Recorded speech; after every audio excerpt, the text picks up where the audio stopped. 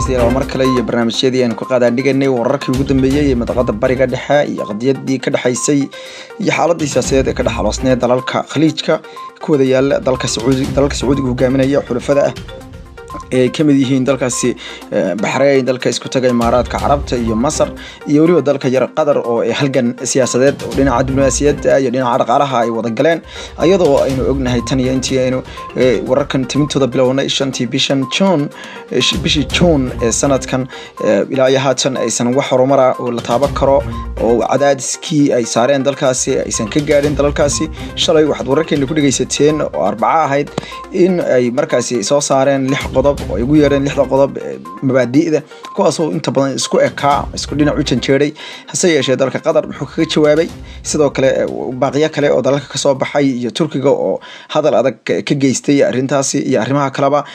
baan idin hayaa maanta intaynu arinta aynan u gelin bal qodob kale oo warbixin kale oo muhiim ah oo runtii oo dhinaca dhaqaalaha ku saabsan ayaan jeclahay inay idila wadaago markii ugu horeysay daraasad waxa laga sameeyay tan iyo intii ay soo baxday dhacdooyinkii iyo cunaqabatayntii xoog lahayd ee dalalkan ay saareen ama xanibaad ay galiyeen dalkan Qatar ayaa waxa soo baxday walaac weyn oo laga qabo ganacsigii lala lahaa dalalkan iyo gobolka ayadoo warbixin looga dhigay ciwaanka sharaf dhaca ku yimid ganacsiga gobolka ama dalalka khaliijka ay soo saareen hay'ado iskaashaday oo dhinaca dhaqaalaha caalamka dabcan wax ka qora warbixintan ayaa waxa tusaalooyin loo soo qaatay sida aan isku haleynta aysan u lahayn isla markaana shuruucda caalamiga aan looga ilaalin markay timaado dhinaca ganacsiga dalalka ay kamid yihiin dalka isku tagay Imaaraadka Carabta Bahrain dalkaasi Saudi Arabia iyo Masar iyadoo saddexdan dal gaar ahaan waliba dalka isku tagay Imaaraadka Carabta uu lafdhabar u ahaa isku xirka inta badan ama isla markaana ay Dubai ahayd iyo waliba guud ahaan dalkaas oo dhan oo ahaa suuq caalami ah oo inta badan ay wax ku kala gataan Europe iyo dalalka Asia iyo Africa ayadoo madaqadaas dad badan ay u arkayeen meel istiraatiiji ah oo ganacsada kasta ay tahay in halka xafiiska ka furto isla markaana ganacsigiisa marsado asagoo markaasi alaabta u iibgeynaya dalalka Africa iyo dalalka Asia iyo wax alaal wixii Europe soo socday halkaas soo mari jireen balse hadeerta walaac weyn ayaa laga soo saaray sida warbixin lagu qoray wargeys dhinaca dhaqaalaha oo Financial Times la yiraahdo waxaana wargeyskan oo daraasaad ballaaran sameeyay isla markaana wax ka weydiiyay madax badan oo dadka aad ugu dhuundaloola dhinaca dhaqaalaha caalamka waxna ka qoray iyo waliba hay'ado isha ku haya dhaqdhaqaaqa ganacsi ayaa warbixinta waxa lagu sheegay in sharaf dhac lixaad leh iyo kalsooni darro weyn ay wajahday dalkaasi gaar ahaan dalka isku tagay Imaaraadka Carabta iyadoo isla markaas ay sheegeen aysan dalalkaas aysan hirgeli karin isla markaana meel mari karin ganacsiga heshiisyada ganacsi ee shirkadaha u dhaxeeya waxay tusaale u soo qaateen nin ganacsada ah oo la yiraahdo Maxamed Saalax oo reer Qatar ah ninkaas oo la sheegay in muddo 30 sanadood uu ka ganacsanayay gobolka Maxamed wuxuu sheegay in hal daqiiqo gudaheed uu ku lumiyay 30,000 oo pound oo lacag wuxuu sheegay sababta uu 30,000 pound halka daqiiqo uu ku lumiyay ay ahayd waxaan doonayay buu yiri markab ii taagnaa dekada Jabal Ali ee magaalada Dubai ayaa wuxuu yiri dadkii ii soo gudbinayay markabka ama ii soo dirayay ayaa waxay u baahnaayeen buu yiri inaan lacagtoodii aan becsharada ama alaabta ka soo gatay aan muddo 10 daqiiqo gudahooda ay gaadho oo bangiyada adeegsanaya ay u wareegto wuxuu yiri intaysan 10 daqiiqo dhamaan ayaa waxa ama saacadii lacagtu kala wareegi lahayd xawlaadda lacagtu ku dhici lahayd account-ka dadkii iska lahaa alaabta ama ganacsiga iska lahaa anigana alaabtan ka soo gatay account-kooda ugu dhici lahayd ay xidhnimaad u timid kadibna waxa la soo sheegay telefoon baa la soo diray waxaana la sheegay buu inaan lacagtoodii aan la xawili karin lacagtiisii kadib markii la xiray dhamaan waxa laalay wixii lacag ah iyo isku socodka dhinaca dhaqaalaha iyo kala gudbinta lacagaha ee bangiyada ee dalalkaasi wuxuu yiri 30 daqiiqo gudahood waxa fuulay buu yiri 30,000 oo euro lacag ah ama 30,000 oo pound tay doonta baa haatay ayuu yiri lacag u dhiganta buu yiri 40,000 oo dollar marka la dooreeyo ayaa iga luntay buu yiri halka daqiiqo gudaheeda mana xisaabi kara buu yiri khasaaraha kale soo gaaray laakiin daqiiqadaas ayuu ninkaas wuxuu sheegay inuu runtii inta ku waayay wuxuuna sidoo kale tusaale u soo qaatay in ay ka baxeen buu yiri ganacsigii iyo waraaqihii ay kala saxeexdeen dhammaan sharaa'igii uu la la lahaa heshiiska uu la lahaa ee dalalkaasi kasoo jeeday. waxaana kaloo jira dad badan oo xitaa dad qadari u dhashay dalkaasi isku taga Imaaraadka Carabta oo qadar iyaguna ganacsi ka rabay inay taasoo kale ku dhacday. haatan wargeyskan dhinaca dhaqaalaha u qaabilsan caalamka wuxuu leeyahay cid kasta oo heshiis ganacsi la gelaysa dalalkaasi waa inay ogaadaan haddii arrin siyaasadeed ay timaado qadiyad siyaasadeed oo dalka ay kasoo jeedaan iyo dalkooda ama dalalkaasi khaliijka ay timaado inay dhaawaci karto dhaqaalahooda, kadibna ay taxadar badan ka muujiyaan sidii ay arrintaa uga feejignaa lahaayeen wixii qadar ku dhacayna aysan ayaga ku dhicin. waxay wargeysku sheegay in balaayiin dollar ay waayeen dad u dhashay dalalka oo dhan iyo dad kaloo la xidhiidha oo ganacsi oo deegaan ku lahaa dalka Qatar oo deganaansho ka haystay laakiin aan qadariyiin dabcan ahayn oo u badan dalalka dadka yimid dalkaasi Hindiya iyo dad kale oo Afrikaana iyo dad waliba reer Yurub ah oo ganacsi ku lahaa dalkaasi Qatar ama sharciyad deganaanshaha ku lahaa ganacsigoodana xaruntiisu ay ahayd dalka Qatar balse ku lahaa laamo ku lahaa dalalka kale oo xoolo lixaadle ay ka dhumeen. waxaa markaa warbixintan looga faa'iideysan karaa in dadka kule ganacsiga dalalkaasi ama dalka isku taga Imaaraadka Carabta ha noqoto ama Saudi Arabia ama dalka Bahrain ama dalkaasi Masar ama cid ay wax u maraan hadii jirto inay u tooghayaan intan oo kale ay ku dhici karto sida laga soo xiganayo daraasaadkan oo ah 80 page oo dabcan qodobada aan runtii aan jeclaystay inaan idila wadaago hadda tihiin dhageystayaasha qiimaha leh oo Soomaaliyeed. aan ku soo noqono wararka maanta ugu sareeya qadiyadan waliba dhinaca diblomaasiyadda dabcan ka soo baxay wararka dhinaca aan ka horeeyno wakaalada wararka ee dalkaasi Qatar ayaa waxay barteeda Twitter-ka soo dhigtay in magac been abuura lagu furtay bay yiraahdeen magaca wasiirka arrimaha dibadda dalkaasi Qatar Maxamed Cabdiraxmaan Al Thani waxayna ka digeen in magacaas la isticmaalo. waxayna sheegeen in warar qoraal ah oo been abuura lagu soo qoro dhinaca Twitter-ka iyadoo la adeegsanayo magaca iyo calanka dalkaasi. waxayna ugu yeedhay kamid dagaalka ay wadaan dalalka xiriirka gooyay oo iyagu doonaya inay samcadda ka dilaan dalkaasi Qatar. waxayna ka digtay in warkaas dabcan la isku haleeyo. waxayna sheegtay in bogga caanka ah ee Al Thani uu yahay bogga markaasi xogay wasiirka arrimaha dibadda dalkaasi Qatar balse uusan ahayn bogga lagu qoray warar ay sheegtay inay been abuur yihiin walow aanan bogga aan isha saarin balse bogga wakaalada wararka ee Qatar ayaan dabcan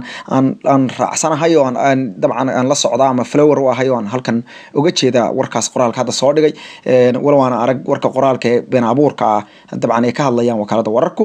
sidoo kale haatan waxaana wararka ugu doqoroon kamid ah ama ugu doorka weyn maanta ra'iisul wasaare ku-xigeenka dalkaasi Turkiga ayaa ninka la yiraahdo Numan Kurtulmuş ayaa wuxuu ku baaqay in dalka Sacuudiga iyo dalka saaxiibka la ay kala noqdaan dhammaan 13 qodob ee ay ka dalbadeen dalkaasi Qatar. isagoo wareysiinaya TV-ga Al Jazeera ayuu wuxuu sheegay Numan inuu ka xun yahay 13 qodob guud ahaan ay horey u cadeeyeen midda Turkiga yihiin inaysan ahayn wax sii socon kara oo runtii ay tahay xadgudub dhinaca faragelin lagu sameeyay madaxbanaanida iyo jiritaanka dalkaasi. waxayna sheegeen haddii Turkiga yihiin inay u arkaan inay xitaa tanmeel ka dhac ku tahay dalka Sacuudiga iyo dalka ay hogaaminayaan. wuxuu sheegay in haddii yihiin dalkaasi Turkiga ay xoojinayaan ayuu yiri saldhigooda ay ku leeyihiin magaalada Doha ee dalkaasi Qatar. wuxuu sidoo kale sheegay in 23 iyo 24 uu bilaabo doono socdaal dhinaca madaxweynaha dalkaasi Turkiga uu horboodayo oo dad lixadlana ay la socdaan erga ah oo ka bilaabi doono magaalada Riyadh ee dalkaasi Saudi Arabia. wuxuuna tagi doonaa magaalada Kuwait xarunta Kuwait iyo magaalada Doha ee xarunta dalkaasi Qatar. wuxuuna madaxweyne Erdogan wadaa inuu isku soo dhaweeyo dalalkan kala aragtida ah. wuxuuna sheegay in haday yihiin waa Kurtulmuş ninka la yiraahdo ra'iisul wasaare ku-xigeenka dalkaasi Turkiga inay mar walba ku baaqayaan in dalkaas haba yaraatee aan lagu xidhin wax shuruuda wada hadaladana sida ugu dhaqsaha badan loo furo. wuxuuna sidoo kale ku tilmaamay in aan marnaba aysan geysan wada hadal ka gali karin Turkiga haday yihiin saldhigooda ay u kala yihiin magaalada Doha ee dalkaasi Qatar. sidoo kale intayna qodobka Turkiga ka bixin shalay oo Arbaca goordame waxaa mar kale soo gaaray dalkaasi Qatar boqolaal kamid ah ciidamada militariga ee dalkaasi Turkiga oo ah shixnadii lixaad ee ka timaada dalkaasi Turkiga tan iyo 5tii bisha June markii xiriirka dalkaasi ay u gooyeen isla markaana xanimaad saareen dalkaasi Qatar. 7tii bishana baarlamaanka dalkaasi Turkiga ay ansixiyeen in la dedejiyo heshiiskii 2014 horey loogu saxeexday ee u kala saxeexdeen dalalka Turkiga iyo Qatar ee ahaa in saldhig military dalkaas laga samaysto halkaan ay ku sugnaayeen ciidamo kooban oo 9 ah oo dalkaasi Turkiga ka soo jeeda haatan la sheegayo in la gaarsiin doono ugu yaraan 5,000 ama 6,000 oo askari oo nooca iyada kala duwan ciidanka shixnadan maanta gaadhay ayaa la sheegay inay wateen baabuurta technical iyo baabuurta jiida qoryaha waaweyn iyo sidoo kale diyaaradaha F-15 la yiraahdo dalkaas Turkiga caanka ku yahay dhinaca dagaalka iyo qaar kamid ah maraakiibta dagaalka ee dalkaasi waxaana la sheegay inay waa sidoo kale la sheegay ra'iisul wasaarka ku-xigeenka dalkaas oo ay bandhig military oo ah dhinaca dowladda military ay ku sameeyay doonaan xeebaha dalkaasi iyadoo laga yaabo bay yiraahdeen in ciidamada Mareykanka ee gobolka ku sugan dalkaasina ay ka qayb qaataan dowladda military ay sida wajirka u sameeyaan dalalka Turki iyo waliba dalkaasi Qatar Yasin wali wararkii muhiimka ah inuu dhaxda kaga jirnaa wasaaradda arrimaha dibadda dalka Mareykanka ayaa waxay soo saartay warbixin sanadeedkii ay ku eegi jirtay ama warbixin sanadeed waxa jirta wasaaradda arrimaha dibadda dalka Mareykanka ay soo saarto sanad kasta oo ay kaga waranto xaaladda arrimaha dibadda ee dalalka ay xiriirka la leedahay iyo waliba waxyaalaha wasaaradda arrimaha dibadda ay qabatay waxayna lagu amaanay dagaalka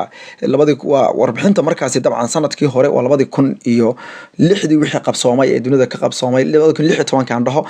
waxaana warbixintan xogayaha arrimaha dibadda dalka Mareykanka uu saxan yahay lagu sheegay in amaan buuxda loo jeedinayo doorka baa la yiri dawladda dalkaasi Qatar ay ka ciyaartay la dagaalanka argagixisada sanadkii hore isla markaana ay xoojisay baa la yiri wax weyn oo ah loo qaaday ama horumar talaabo weyn oo xagga horumarka loo qaaday yiraahdeen dagaalka ka dhanka kooxaha argagixisada warbixintan oo runtii 120 bog ah ayaa waxa lagu sheegay in dalkaasi Qatar uu si weyn uga qayb qaatay dagaalka ka dhanka kooxaha wax kharbada iyo waliba in xididada loo siibay baa la yiri ilaha dhaqaaleeya balse warbixintu waxay sheegtay in wali Mareykanku aaminsan yahay in ila dhaqaale oo dalkaasi ku sugan Qatar ay jiraan oo kooxahan wax kharbada taageero balse aysan shaqo ku lahayn birahin dawladdu sidoo kale waxay sheegeen in dalka Sacuudi Carabiya wali ay jiraan dad si weyn u fandhigareeya oo lacag siiya birahdeen kooxaha argagixisada kuwaas oo runtii Sacuudigu horay u sheegay inaysan iyagu shaqo ku lahayn ee Qatar ay u joogaan dalkooda balse waxay sheegeen haday yihiin Mareykanka inaysan iyagu taa cadeey karin balse ay og yihiin in dalkaasi Sacuudi Carabiya sidoo kale ay ku sugan yihiin unugyo dhaqaale siiya kooxaha wax kharbada oo dhinaca dhaqaalaha ay ku yihiin sidoo kale lagama tagin dalkaas isku taga Imaaraadka Carabta waxaana la sheegay in dalka Imaaraadka Carabta laftiisa ay jiraan hay'ado dhaqaaleeya baa la yiri kooxaha argagixisada balse dawladda dalkaas isku taga Imaaraadka Carabta ay wado baa la yiri runtii inay albaabada u xidho baa la yiri tuumbooyinka laga dhaqaaleeyo kooxahaas oo ay dadaal xoogan ugu jirto isla markaana waxay kor qaaday baa la yiri dagaalka ka dhanka ah iyo waliba xukunno adag oo ka dhan baa la yiri kooxahaas iyo dadkaas taageerada u geystay baa la yiri kooxaha wax kharbada isku soo duub qodobkaas marka aynu taxliil yar ku sameeyno waa warbixin sanadeed dawladda dalka Mareykanka wasaaradda arrimaha dibadda ay sanad kasta soo saarto inta badan waxay diiradda ku saaraan dagaalka ka dhanka ah argagixisada iyo waxyaalaha uga qabsoomay Mareykanka arrimaha dibadda dabcan qodobkan baana ka khuseeyay bariga dhexe sidaa daraadeed baana runtii aan u soo qaadanay isla markaana ay dilo wadaagnay hadatiin dhageystayaasheena qiimaha sidoo kale Yaasinow dawladda dalkaasi Qatar ayaa ka jawaabtay oo runtii war ka soo saartay 6 qodob ee lagu yeeray mabaadi'da kuwaas oo shalay toole taxnay oo aynu tafaasiil toodina aynu iyo taxliilkoodiiba aynu barnaamijkii shalay ku duubnay Arbaca ahayd waxaana uu sheegay ninka dhinaca isgaarsiinta u qaabilsan agaasimaha guud ee dhinaca isgaarsiinta dalkaasi Qatar ninka leeyahay Sheikh Saif Al-Thani wuxuu sheegay in dawladaha buuri ee hogaaminayso dawladda Sacuudi Carabiya ay yihiin buuri kuwa aan isku duba dhacsanayn oo kala daadsan buuri wuxuuna ku tilmaamay inay 13 qodob iyo 16 qodob ay ka turjumayaan sida ay gacan krimiska u tahay yiraahdeen eedeymaha lagu eedeynayo dalkan Qatar ee aysan hayn buuri wax sal iyo raad leh oo loo hayo buuri jid iyo daw wuxuuna sheegay in dawladda dalkaasi Qatar marnaba aysan yeelaynin in wax loo yeeriyo ayna taqaanay bay yiraahdeen sida amniga caalamka dabcan loola dhilgareeyo iyo sida iyaguba ay danahooda iyo la dagaalamaan argagixisada wuxuuna sheegay Sheikh Saif Al-Thani in dawladda asagoo la hadlayay wakaalada wararka AP Mareykanka ayuu sheegay in haba yaraatee aysan waxba ka dhageysan doonin buuri dalalkaasi ayna doonayaan buuri iyagu inay lugahooda isku taagaan gacmahoodana ku qabsadaan wixii iyagu ay jecel yihiin dunidana ay runtii kula dhaqmaan buu yidhi hab buu yidhi is-ixtiraam iyo isleekaan buu yidhi ayadoo dalla uusan dal kale faragelin wixii dana ah ee dhinaca diblomaasiyadana si xishmad looga wada hadli doono wuxuuna sheegay in walaahowga 60 qodob ay runtii aysan dheg u jalaq sii doonin hadday yihiin dalkaasi Qatar isagoo ka jawaabayay qoraalkii ama warbixintii ay shalay magaalada New York ka soo saareen diblomaasiyiinta dalalkaasi gaar ahaan safiirka dalkaasi Saudi Arabia oo fadhiya dalkaasi qaramada midoobay gaar ahaan magaalada New York dalkaasi Mareykanka ninka la yiraahdo Abdullah Al-Muallimi tan iyo intaanu tan oo kale isugu imaan doono barnaamijyada noocan oo kale anagu idin ballan qaadi doono inaan mar walba wararka noocan idin la socodsiino dhageystayaal